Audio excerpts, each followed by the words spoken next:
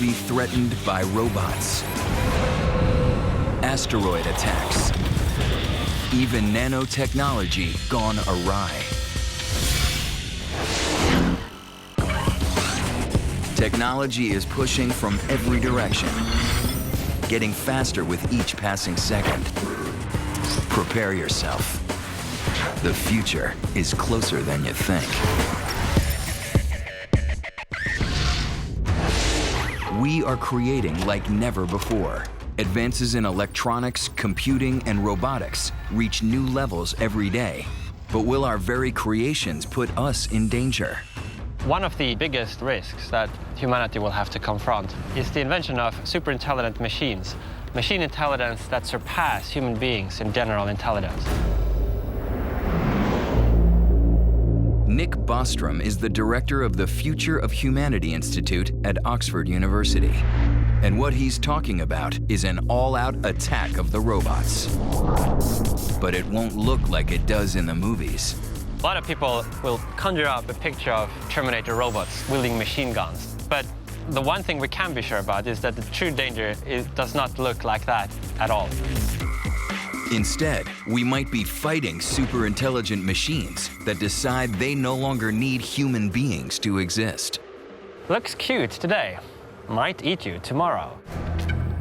Machine intelligence has already surpassed human intelligence in areas such as mathematics, processing speed, and memory.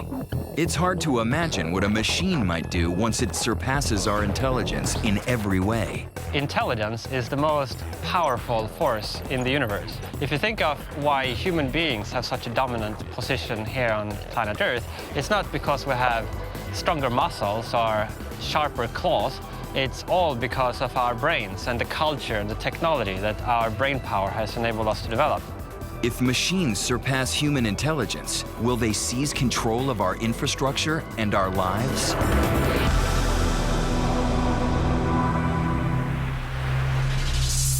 It will be able to use its ingenuity to develop other technologies very quickly, advanced weapons and so forth, and to plot strategies to achieve whatever its objectives might be. If a superintelligence has a goal system that doesn't care about human experiences and human values, it might just see us as a big bunch of atoms that it might be able to rearrange. But how can this happen? As the creators of this superintelligence, won't we be able to keep it under control? Or is it already too late? The tipping point might be when the machines are better at designing the next generation of machine intelligence than the human programmers are. At that point, the rate of development will then be determined by the rate at which these machines can think, rather than the rate at which human brains think.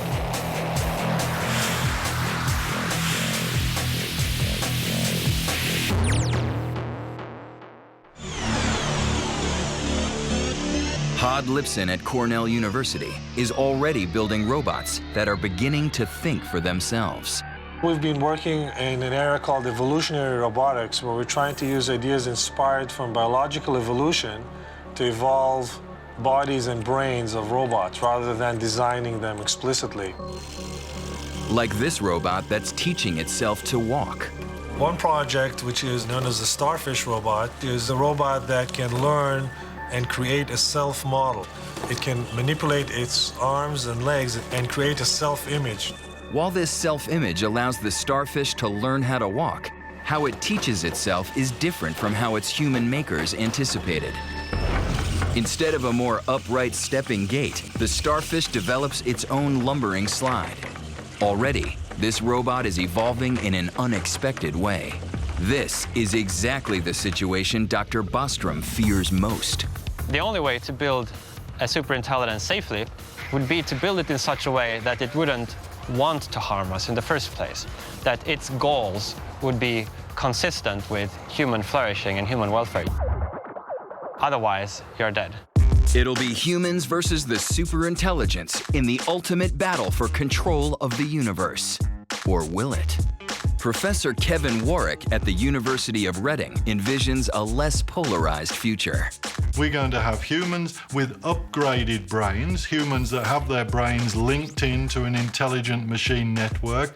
We're going to have biological entities in robot bodies. We're going to have computer brains in biological bodies. We're going to have a whole mixture of what's possible.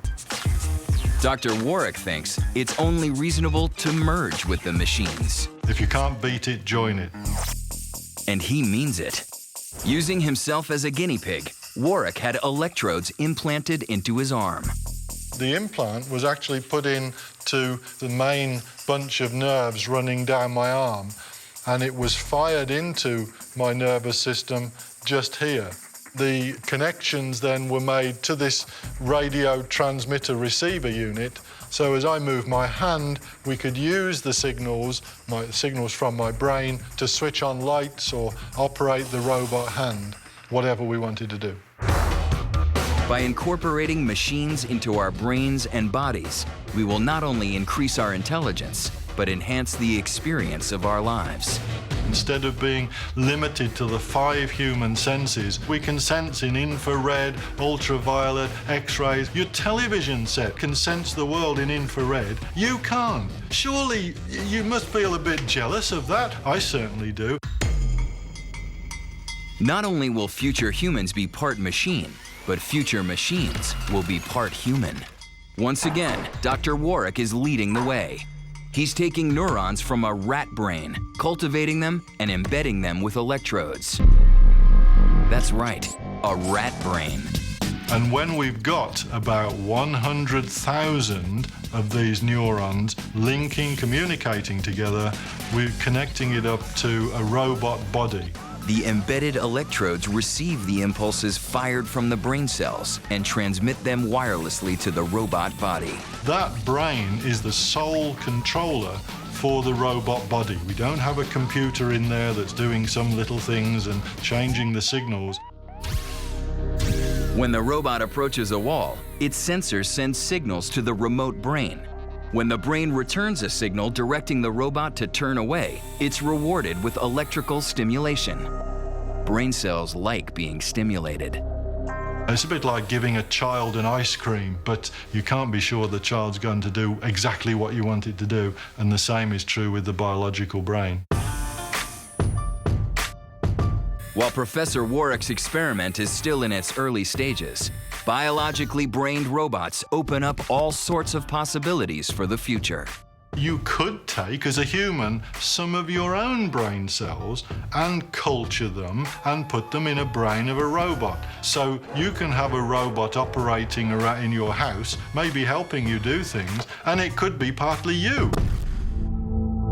But if we do not merge with the machines, we humans may find ourselves at the bottom of the food chain. In the future, we're going to have machines that are far more intelligent than us humans. How are they going to treat us? Well, how do we treat other creatures now that are not as intelligent as we are? For example, this cow, if it came to me going moo, moo, am I going to say, yeah, I'll do exactly what you tell me, that's a good idea? No, I'm going to say, shoo, shoo, go away. And maybe even tomorrow, someone will kill it. We'll have it for breakfast. And this future is not that far off. According to Warwick, we're heading towards it at breakneck speed. The train has already left the station. It is hurtling towards the edge of a cliff.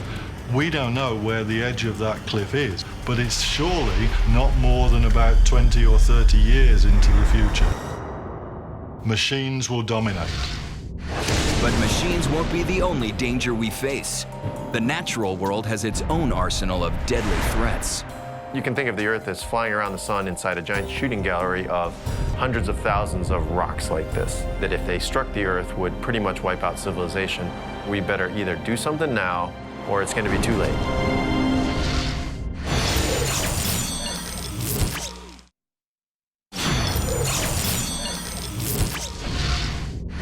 Future threats to our existence may not be of our own making.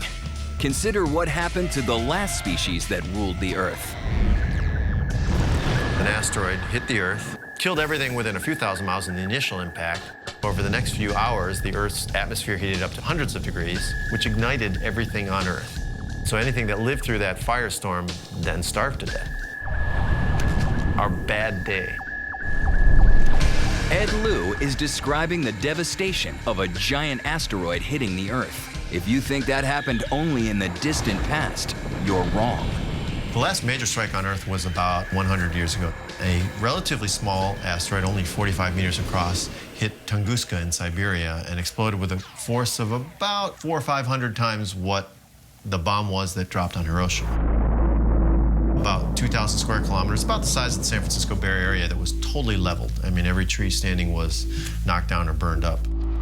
There's no reason why it couldn't happen again. The likelihood of a Tunguska-sized asteroid hitting the Earth in the next century is about 10%. It's not that small. This is not something that's in dispute by anybody. Lieu knows what he's talking about.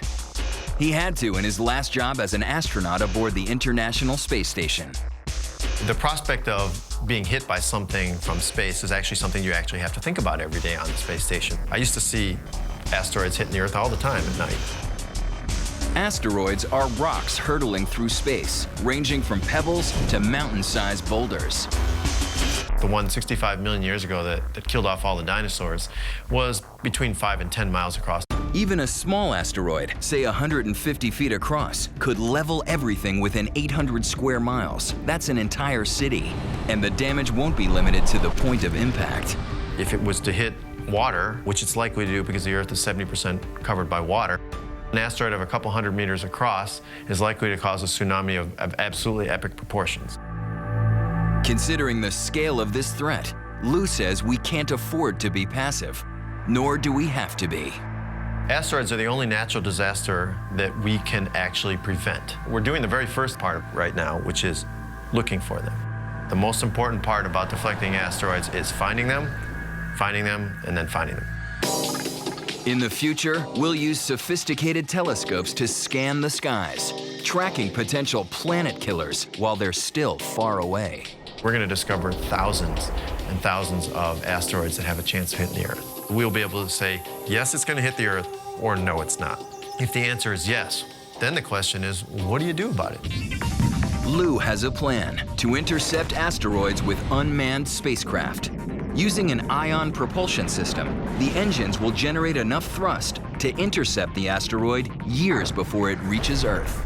For most of these asteroids, we actually expect to have many decades of notice.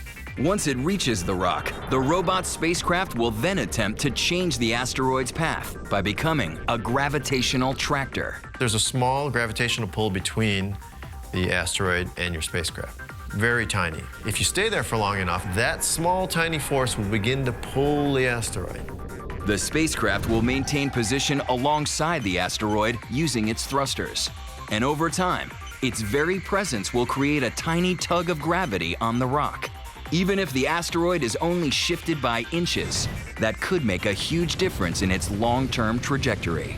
But if the asteroid is too large for such a nuanced approach, we could always do it the hard way.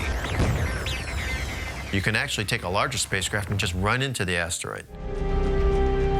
In either case, our world will be spared.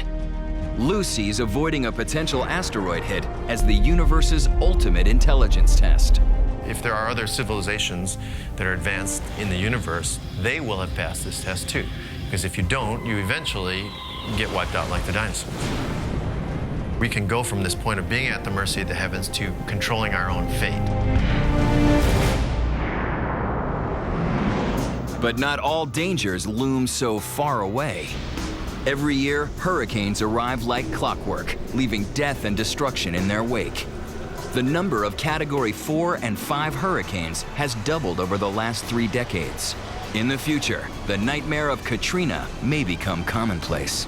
Some scientists believe that hurricanes are not only becoming more frequent, they are more powerful and last longer.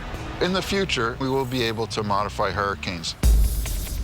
Dr. Ross Hoffman of Atmospheric Environmental Research believes we may be able to confront nature's fury head-on. Our main goal has been how to make changes to the hurricane so that it will change its path or reduce its intensity. Hurricanes are enormous, complicated systems, notoriously hard to predict, with many variables contributing to their path and ferocity. The winds, the temperature, the pressure. The atmosphere is actually governed by chaos. But the same complexity that makes them unpredictable also holds the promise of a solution. By tweaking one of the many variables that contribute to hurricanes, we might be able to influence them. In our computer models, when we try to modify hurricanes, very small changes can result in a very large change further along in time. One of those variables is temperature. We found that changes of the order of a degree or so were sufficient to make large impacts on the future path or intensity of the hurricane. What if satellites in orbit around the Earth could channel the sun's energy into a beam and direct it to where a hurricane is forming? Or giant tubes could be to the ocean in front of a hurricane's path. The natural bobbing motion of the waves will cause the cold water from below to rise in the tubes and spread out at the surface. We know that when hurricanes go over warmer waters, they gain strength, and when they go over colder water, they lose strength. Even contrails, thin clouds of water condensation created by aircraft, can be used to heat or cool the atmosphere. But making any of these changes still poses a risk. We're not quite sure what the end result will be.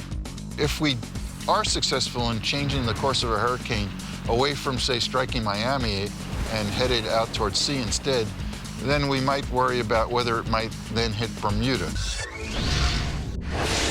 But even if we learn to control the weather, it might not be in time to preserve our most vital resources.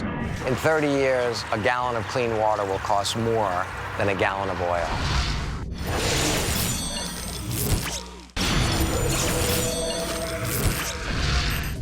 While the Earth may threaten us with forces of nature, the sheer volume of our population is putting impossible demands on our resources. In 30 or 40 years, there'll be 9 billion people on this planet.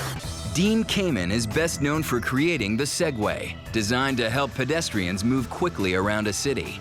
The legendary inventor has now devoted himself to one of the biggest dangers affecting mankind: the scarcity of fresh water. Today, more than 1 billion people have a crisis every day trying to find clean water to drink.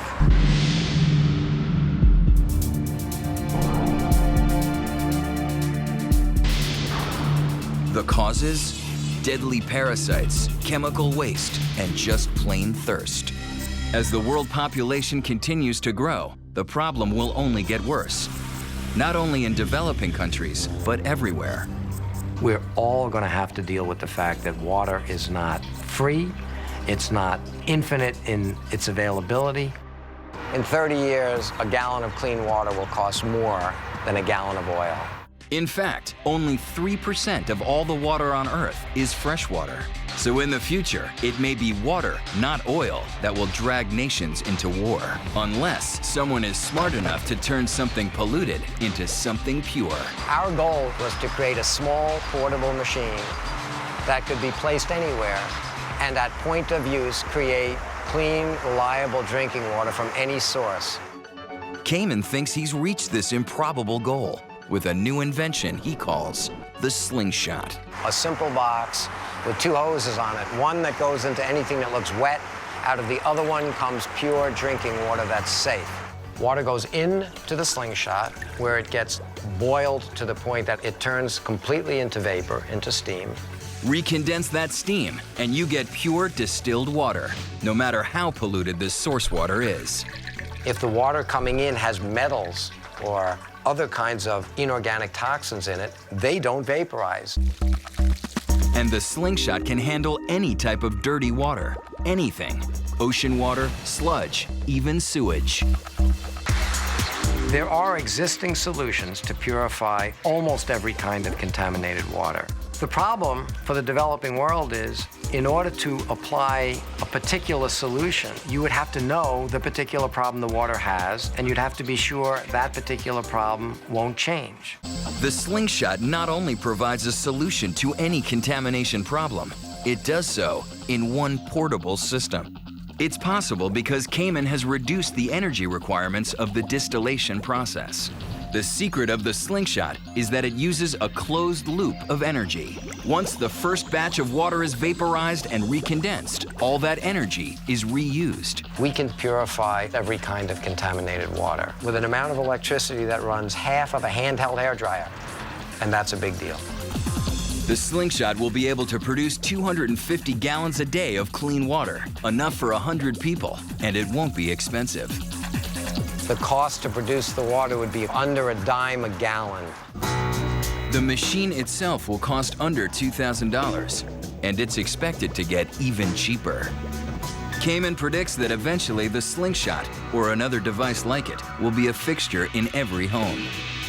It'll be efficient, it'll be environmentally sound, and it will be just the standard way of doing things. Water isn't our only natural resource threatened by population growth and climate change. The world's crops are also at risk due to drought, emerging viruses, and global warming. Experts fear a future in which our food supplies could disappear overnight. We're in the middle of an environmental crisis right now, and what we're doing up here in Svalbard is to save the diversity of life for future generations. Can we avoid a future food crisis? The answer lies 600 miles from the North Pole in Norway, deep inside a concrete wedge that descends 400 feet into a frozen mountain. There's 4 sets of steel doors. You need a certain combination of codes and keys to get in. At the end of the tunnel is one of the most secure vaults on the planet. A massive cavern containing arguably the world's most precious resource. Its seeds. Millions of tiny seeds, which could be all that stand between the human race and mass starvation. It's the ultimate backup, the Fort Knox for the future of our food supply. Crops, as all other living things, needs to evolve. If there's climatic changes, if there's new pests and diseases, you need variation to eventually find those genes that allow the species as a whole to adapt. The vault will hold the unique seeds of every single food crop grown around the world. It was established by an international consortium of scientists. Think of the Svalbard Global Seed Vault as the Noah's Ark of seeds. The situation now is that we have seeds in the world that are only existing in seed banks, and they're extinct from the fields. There are over 1,000 seed banks in existence today, but many are not secure, like the world's largest depository of rice seeds in the Philippines. In November 2006, when a typhoon came in and destroyed the national seed banks, a lot of variety was lost in that catastrophe. In both Afghanistan and Iraq, seed banks were destroyed in the chaos of war. The security of the Svalbard Global Seed Vault is guaranteed by its very location. Built 130 meters above the sea, the seeds will remain safe in the face of even the most extreme projections of rising ocean levels. The vault is buried deep below the permafrost. Even if the power fails, the seeds will stay dry and cold. The permafrost that keeps the rocks here at -4, -6 degrees year-round. Obviously, the designers of the vault take security very seriously. We're on an island here now, and there's kind of full control of who's coming and going. Whenever and wherever a local seed collection is wiped out, Svalbard Global Seed Vault will open its doors, and the seeds are still coming in. The Svalbard Global Seed Vault has a capacity for 4.5 million seed samples. That's more seeds than we know of today. But the vault is about more than today. This is built to last for eternity. Our survival will depend on being able to defend ourselves from global wars and terrorism. But a new technology has security experts buzzing.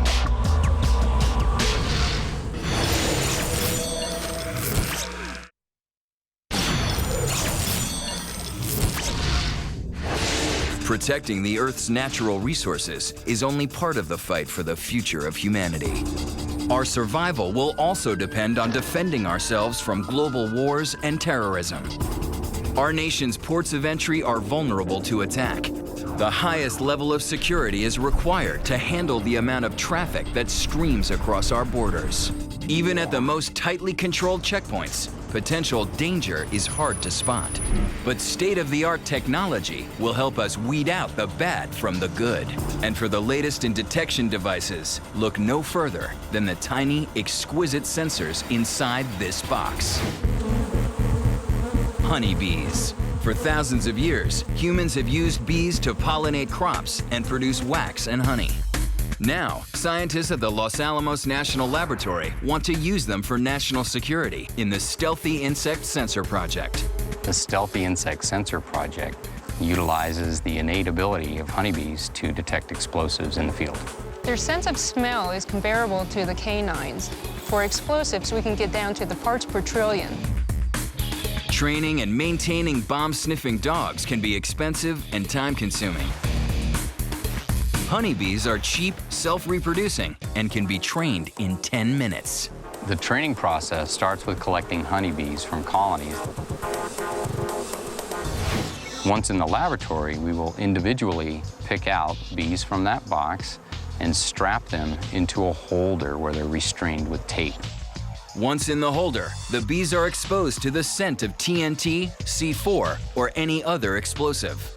Once the honeybee has been exposed to the smell of an explosive, we will then provide them a sugar-water reward. And the innate response of a honeybee is to extend its proboscis or stick out its tongue in anticipation of feeding. After several rounds of conditioning, the honeybee will extend its proboscis every time it smells an explosive. Then, the trained bees are loaded into a cassette and placed into a box with a tiny camera monitoring their heads. The box is passed near a suspected person or object. If an explosive is detected, the camera sees the bees extending their tongues and sounds an alarm. The proboscis is a good detection method because it's unambiguous. They stick out their tongue when they smell the scent of the explosives. It's an on or off switch, yes or no.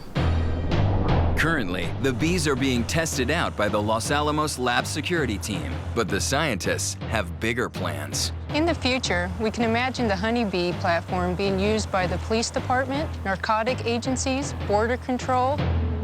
We have a hit. Imagine swarms of honeybees at every port, border crossing, and airport. In a couple of decades, some of the nation's biggest security problems could have a very small solution. When it comes to protecting ourselves, smaller is often better. And nature's miniaturization has always attracted scientists. It's hard not to observe a fly in flight and be awed by its skill and agility. They're arguably the most agile and maneuverable flyers, man-made or biological, on Earth. Rob Wood is the founder and director of the Harvard Micro-Robotics Lab. He's developing a tiny robot that will have the abilities of a fly. We feel that we can really surpass what exists currently in the robotics community. First, he had to understand how these tiny creatures accomplish their acrobatic moves. We worked with a group of biologists who were able to tell us qualitatively how insects are actually able to generate their astonishing maneuverability. Then, it was a matter of trying to build this flying insect. The first thing that we're trying to accomplish is actually stable hovering, and that's actually a very difficult task. Anyone who's tried to swat a fly knows it isn't easy. The reason? Very rapid turns, approximately 90-degree turns that a fly does in approximately 30 milliseconds, and this is something that we want to accomplish. We can have other materials that we can include in our wings, like carbon, so we can achieve stiffer, lighter weight wings than insects can. There are practical reasons for making a miniaturized fly. While you make it smaller, you make it potentially cheaper, mass-producible. I envision that there would be swarms of these devices, maybe many thousands of these devices operating together. Fast, cheap, and working in groups, these little robots might just replace the large million-dollar machines of the past. Mounted with various sensors, they could do everything from exploring hazardous environments to searching for survivors in the rubble of a fallen building. 99% of those insects may fail and never be heard from again. If you can make it cheap enough, then it's potentially disposable. And the contribution of robotic flies will not be limited to this world. I see sending these things out in the thousands to other planets to feed back useful information to orbiting satellites or back to Earth. Real honeybees and mechanical flies will protect our borders and our environment. But will we be safe from attacks to our most precious asset, our personal information? 1 out of every 10 laptops gets stolen every year. People have to worry about who actually found their data.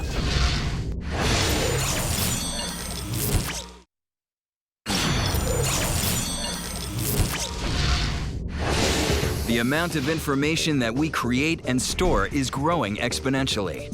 Our money, our secrets, our lives will be digital and more vulnerable than ever. If you consider how much information we have per person on the planet, it's roughly about 8 gig. Now, if you follow that trend another decade or so to the year 2020, each of us have approximately 130 terabytes of information per person.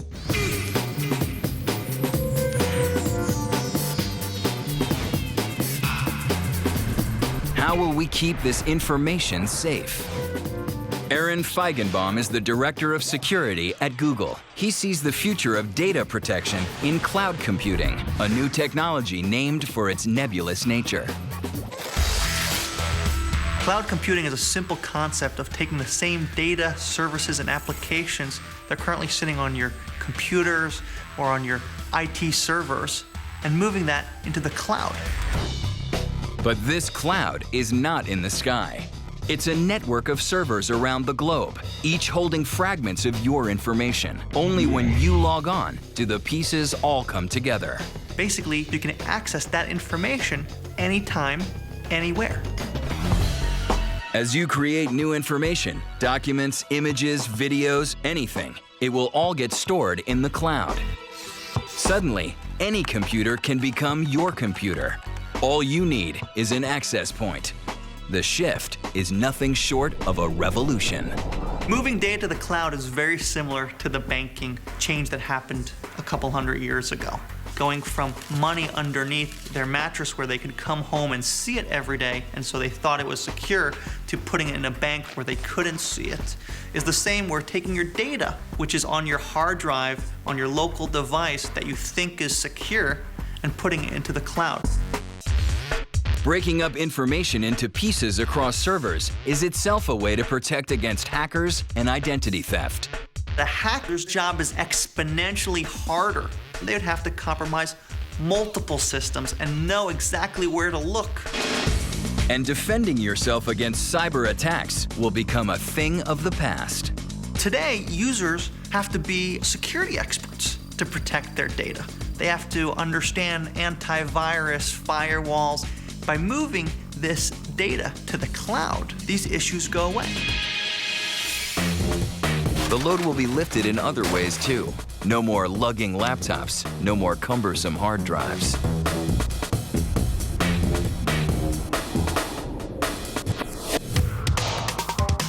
Already, our skies are crowded with information. Satellites provide us with many of our basic needs, from ATMs to cellular phones to television.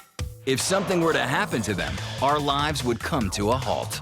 Basically, almost every country uses satellite services, I think pretty much everywhere on the globe. Laura Grego is an astrophysicist at the Union of Concerned Scientists. She believes that satellites are becoming so critical to our world that they'll be at the center of future conflicts. Satellites are very vulnerable because they are not armored and they are easy to see from the ground, so those two things combine together to make it something that's ripe for conflict. One way an enemy could destroy satellites is to blow them out of the sky. China tested such a weapon against one of its satellites, and the US took down its own satellite as well. We might see space-based missile defense interceptors used as anti-satellite weapons. But more subtle anti-satellite weapons will also be developed. There are a few technologies that have been tested or used One of those is jamming, which is interfering with the communication signal. Another is using a laser, probably based on the ground, to make it hard for an imaging satellite to see the ground. If you could get an even more powerful laser, you could train that on the satellite, and it could actually burn up the structure of the satellite, not just the sensor, but the actual satellite itself. There are several defensive solutions to protect satellites. Powerful shields will safeguard microprocessors in the satellite. Camera systems will watch for enemy microsatellites, and sophisticated maneuvering systems will avoid attacks. But the best way to defend satellites in space is to know where everyone's satellites are. This is known as space situational awareness. Space situational awareness is the ability to see what is in space at any given time and where it's going. No matter who wins a war in outer space, all of us will lose. The destruction of satellites will produce debris that will last for years. The Chinese satellite that was destroyed last year, a lot of it is expected to be up there for decades. And while space is big, the risks are still high because even a small piece of debris can destroy your satellite. And there's a real danger. We need to be really careful with the decisions we make now because they can affect us for a long time to come. Like many technologies, what's designed to help us often ends up hurting us. These new technologies, being more powerful, are going to be that much more destructive if in the wrong hands.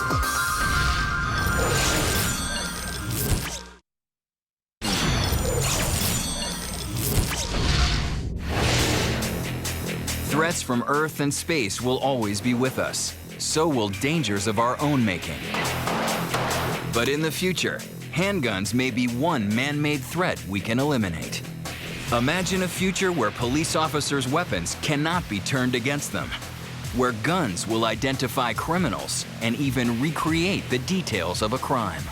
Dynamic grip recognition is revolutionary because it dramatically increases the safety of guns. Professor Michael Recce has created DGR, Dynamic Grip Recognition, which guarantees that a gun will fire only for its owner. The way individuals grip a gun is as distinctive as their fingerprints, but harder to copy. These pressure sensors are like the touchpad on a computer laptop, which can capture the pressure pattern as someone holds the grip. All a new owner has to do is fire the gun. The gun learns your grip and will recognize it from that point forward. But it remains locked to anyone else. The electronics look at the pressure patterns in order to decide if it's really you. The electronics are fast enough to stop it from firing in that fraction of a second that it takes you to pull the trigger. DGR is incredibly secure because it uses biometrics, which looks at patterns in behavior. Imagine an ATM machine that looks not just at your PIN number, but how you type it in. People develop habits. Sometimes it's called muscle memory. Things that are done frequently, like signing your name. The way you sign, where you speed up, where you slow down, is actually much more indicative of you. DGR turns these habits into a foolproof lock and key. These smarter guns will also help a crime scene investigator solve a crime. We could record the time, even potentially direction the gun's pointed at the time it's fired. And in the future, the technology will not be limited to guns. We're working on applying dynamic grip recognition to a wide range of other applications, including control of airplanes, so that the airplane controls could recognize the pilot, and if the pilot's incapacitated, the control could be passed back to the ground. And only if the ground wanted to give it to someone else, they could give it to someone else, which could actually help protect against hijackings. Disrupting danger by locking our weapons and aircraft will be part of our future safety. But what if we could stop danger before it ever starts? By unlocking the criminal mind. Dr. Lawrence Farwell has invented a breakthrough interrogation technique called brain fingerprinting. Criminals and terrorists all have one thing in common. They know in their own minds what they've done. With brain fingerprinting, there's really nowhere to hide. If somebody knows the details about a crime or a terrorist act or even the planning of a terrorist act, we can find that out by measuring brain waves. Using non-invasive brain sensors, Dr. Farwell can detect what he calls a suspect's aha moment, when the brain recognizes something as being important. We flash words or pictures, some of them relevant to the crime, on a screen, and we measure the brain responses. If a person has committed a crime, he'll know certain things about that crime that no one else knows, and we can detect that. If a person is innocent of a crime, he won't know those critical details about the crime, and we can detect that. And Dr. Farwell says the technique is much more reliable than conventional lie detector tests. Brain fingerprinting picks up on a very fundamental brain response quickly before a person has a chance to react. I can't beat it, and I invented it. Dr. Farwell doesn't just want to go after your average mugger or even murderer. We can reverse engineer the terrorist networks, find out what's planned even before it happens. I see brain fingerprinting part of a much safer world, a world more free from crime, more free from terrorism. But how will we combat threats from within our own bodies? These are nanobots, tiny cell-sized robots that exist on a molecular scale. Part of the emerging field of nanotechnology, their potential excites scientists like nothing else. So we'll be able to create almost anything that you can define out of molecules into three-dimensional objects. Renowned futurist Ray Kurzweil sees nanotechnology playing a huge part in our future. And we'll also be able to use nanotechnology in our own bodies. The quintessential application there is blood cell-sized devices. They'll go inside and correct DNA errors, remove debris, destroy pathogens like bacteria, viruses, cancer cells, and basically keep us healthy and stop the aging process. But for all the problems nanotechnology might solve, it could also pose a threat to our very existence. The downside from nanotechnology is self-replicating nanobots. Cells do that. They gather materials and they create a copy of themselves. That's how biology works. And in fact, diseases have to do with self-replication gone awry. Bacteria, viruses, cancer cells replicating and causing disease. Well, you could have a non-biological disease with a nanobot self-replicating.